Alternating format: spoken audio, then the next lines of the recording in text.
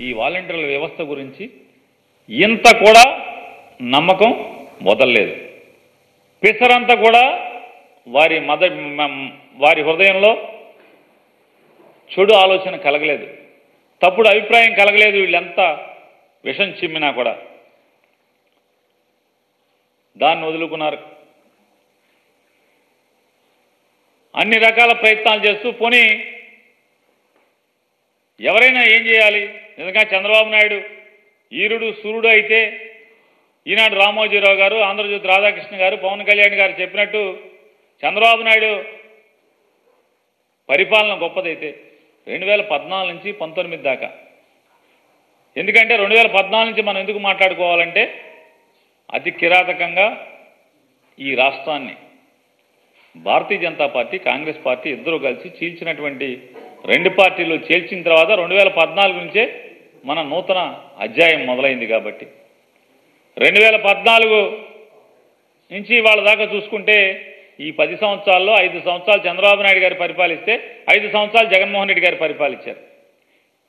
ఈనాడు రామోజీరావు కానీ, లేదా ఆంధ్రజ్యోతి రాధాకృష్ణ కానీ, లేదా పవన్ కళ్యాణ్ కానీ, లేదా వీరు ముగ్గురు మోస్తున్న పల్లకీలో కూర్చుని ఊరేగుతున్నటువంటి చారా చంద్రబాబు నాయుడు కానీ 14 నుంచి 19 దాకా నేను వీళ్ళందరినీ కూడా ఉద్ధరించాను, ఈ రాష్ట్రాన్ని ఉద్ధరించాను, ఇన్ని మేలు చేశాను, ఈ రాష్ట్రానికి ఇన్ని గొప్పలు చేశానని చెప్పుకునేటువంటి పరిస్థితి ఏమన్నా ఉందా? ఒక్కటంటే ఒకటి మేలు చెప్పి నేను ఇన్ని మంచి చేశాను, జగన్మోహన్ రెడ్డి గారు అన్ని కూడా ఈ రాష్ట్రానికి నష్టం చేశాడు అని పోల్చుకుని ఓటు అడిగేటువంటి సరుకు లేనటువంటి, సత్తా లేనటువంటి ఈ బ్యాచ్ని వాళ్ళు మనం చూస్తున్నాం. కులాల్ని వాడుకుని జగన్మోహన్ రెడ్డి గారిని పడేద్దామా అంటే ప్రయత్నం మొదలుపెట్టాడు. పవన్ కళ్యాణ్ గారిని వాడి కాపుల్ని జగన్మోహన్ రెడ్డి గారికి దూరం చేయాలని చూశాడు. కానీ కాపుల్ని జగన్మోహన్ రెడ్డి గారితో దూరం చేయలేనటువంటి పరిస్థితి. ఎందుకని? చంద్రబాబు నాయుడు కాపు కులాన్ని మోసం చేశాడు తప్పితే ఏ రోజన్నా పవన్ కళ్యాణ్ భుజాల మీద కూర్చుని కాపుల్ని నాశనం చేయడానికి ప్రయత్నం చేశాడు, కాపులకు ఇచ్చిన హామీల్ని మోసం చేశాడు, దగా చేశాడు తప్పితే కాపుల్ని బీసీ చేస్తానని చేయలేదు.